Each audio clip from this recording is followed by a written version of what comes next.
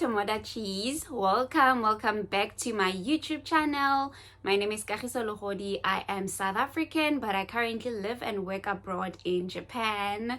If you are new here, kindly like, comment, and subscribe. Become a part of the family. And if you are a returning subscriber, thank you for always coming back to watch my videos. I truly appreciate it. By the title of this video, you already know what's up. Today, I'll be telling you what to pack, or rather, I'll be giving you tips on what to pack when you move to Japan so that you don't make the same mistakes that I made. If you're interested in this video, stay tuned.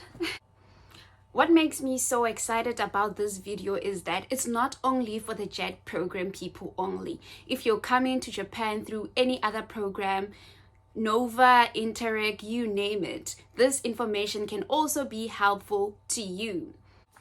I know you're probably asking yourself, how on earth am I supposed to pack my whole life in just 2 suitcases? Well, the truth is, you don't have to. That's why you need me in your life. First things first, you need to pack medication. If you are struggling with allergies, buy your allergics. You know, you're traveling to a new country, the air is different, the food is different, most of the things are different, so your body might react. I know this might sound cliche, but I'm still gonna say it anyway.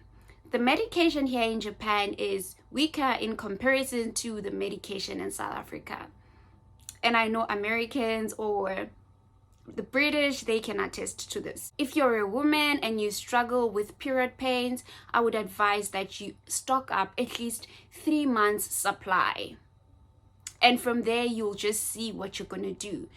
And if you've never been on a long flight, I would advise that you go and buy Traveler's Diarrhea pills. Here I have a story to tell. Your girl was on a long flight for the first time ever.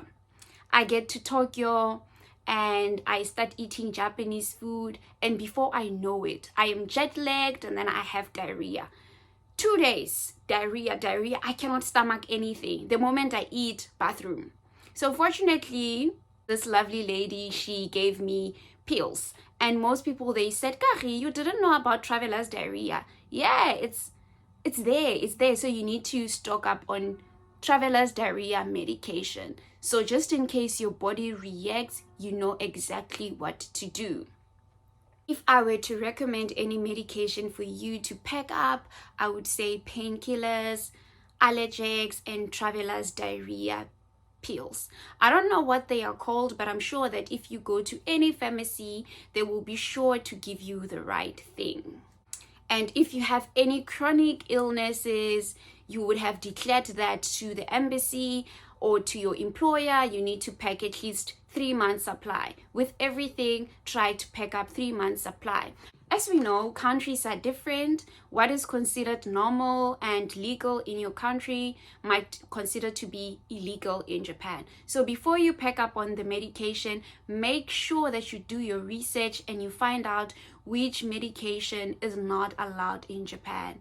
It will help you so much to know what you should bring into the country and what you should not bring into the country, so that you don't find yourself in hot water. If you're watching this and you are coming to Japan and you are a woman of color, I would advise that you pack up on your skin products. It's difficult for a black woman to find the right products in Japan. So pack up at least 3 months supply so that you are able to settle in, buy some time, and then know where to go in order to find products. We have online shopping. You can check your products on Amazon, and you can also check on iHerb. But this is the kind of stress that you want to avoid, especially in your first month here. So I would advise that you pack up on your skin products, on your makeup as well. If you are a white person or you are light in color, then you are good, because you will most definitely find your products in Japan. Another advice for women of color you need to stock up on makeup. If you really love makeup, you need to stock up on that. If you are like a woman of color and you are caramel, you are most likely to find products in Japan. But if you are coffee, it might be difficult. So if you are like me or you're lighter than me, then you will be lucky to get products. But if you are a bit darker than I am or more darker than I am, if you're coffee, it might be difficult for you. So I would advise that you stock up on that. Another advice for women of color: if you have natural hair, it's so difficult to find things here in Japan. If not difficult, then expensive. So make sure that you pack up. If you use Kantu, buy a lot of Kantu, 3 months supply. And then if you use Dark and Lovely or any other product, make sure that you buy it and be ready. You can find hairpiece on Amazon, but it's a bit pricey. You can find on Shein, you can find on AliExpress. So when it comes to hairpiece, you don't have to worry. Another important thing that you should pack up is spices. When I came to Japan, I only came with 1 packet of 6-gun. And up to this day, I am still struggling to find 6-gun. There is no 6-gun in Japan. They have nice spices, but sometimes you just want a spice that will remind you of the authentic South African food. And if you cannot find that spice, then it's not the same. Like with me, whenever I make chakalaka, I know that what goes inside my chakalaka is like Raja, is like 6-gun. I'm that girl, I add 6-gun inside everything. So right now, whenever I make chakalaka and I don't have 6-gun, I feel like, okay, it's chakalaka, but man, it doesn't have that thing. It doesn't have the authentic South African taste. So yeah, you need to pick up on your favorite spices. This is not a matter of must, but if you are coming with the JET program, or if you are coming to Japan to be a teacher, I would advise that you bring gifts. Like I said, it's not a matter of must, but I kind of feel like for me, bringing snacks was an icebreaker in a way. So gift giving is a big thing in Japan. Even if you don't bring a lot of things, I know most people are worried about space, but just at least 5 things for the principal, for your supervisor, and for a few English teachers. I think that will go a long way, because if you are placed at a big school like I am with around 70 teachers, it might be difficult to accommodate everyone. But I would advise that people who are going to help you with things, people that you're going to work closely with, at least just bring them something. If you don't bring them something, maybe after a month you're here, you decide to go and travel Tokyo, you can bring snacks from Tokyo just to give to them. That will go a long way. I would advise that you pack up a lot of food from your home country. If you are South African and you love having your samp, pack up samp. There's no samp in Japan. If you are a Betty girl and then you love your bohobe, I would advise that you pack your maize meal. Pack up your favorite snacks. You know, it's gonna be like your first few days, and like things might happen that can overwhelm you, and it's gonna be so nice to just come back home and to nibble on something that you like, something that you are more familiar with. If you are moving to Japan, I would advise that you pack more snacks, your favorite food, medication, more than you pack clothes. I know this might not make sense, but I always advise people that pack up the things that you like. Clothes, you can always buy clothes here. The reason why I'm saying this is because in our home countries, we are used to wearing like anything that you like. A small short that might show your bum, like you might wear something that might reveal your cleavage and those type of things. And in Japan, like for those that don't know, Japan is a very conservative country. Obviously, no one is going to tell you that, no, don't reveal that, don't reveal this, but you will see around you how people are wearing.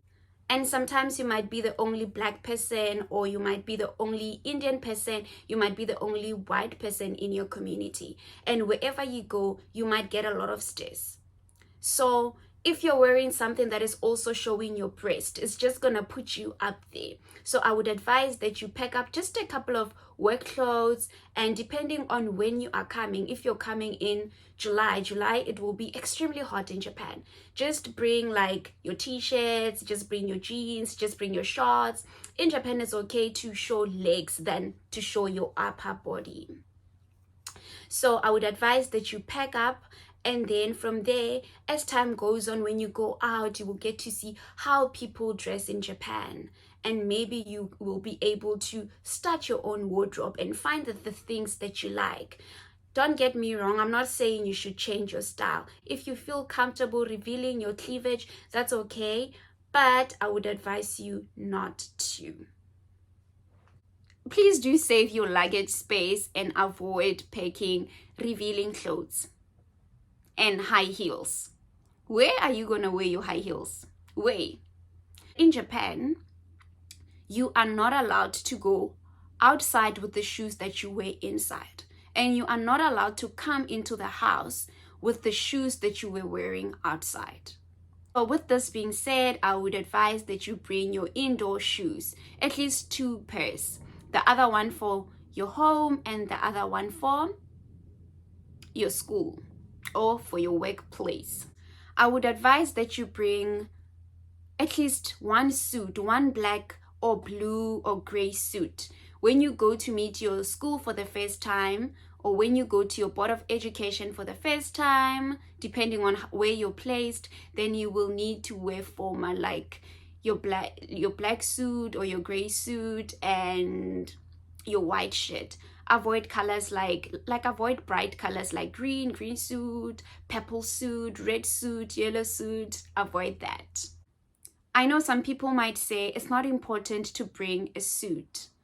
Why bring a suit? But I would say that first impressions are very important. It doesn't matter where in the world you are. One of these days, I'll make a video of how I wear when I go to work, so that if you are coming to Japan in the next few months, you can get an idea of what I wear so that you can maybe copy a thing or two. If you are a chubby woman, one thing about Japanese women is that they are very slim. So if you are bigger or if you have curves like me, I would advise that you bring a lot of jeans, especially if you are someone that loves wearing jeans.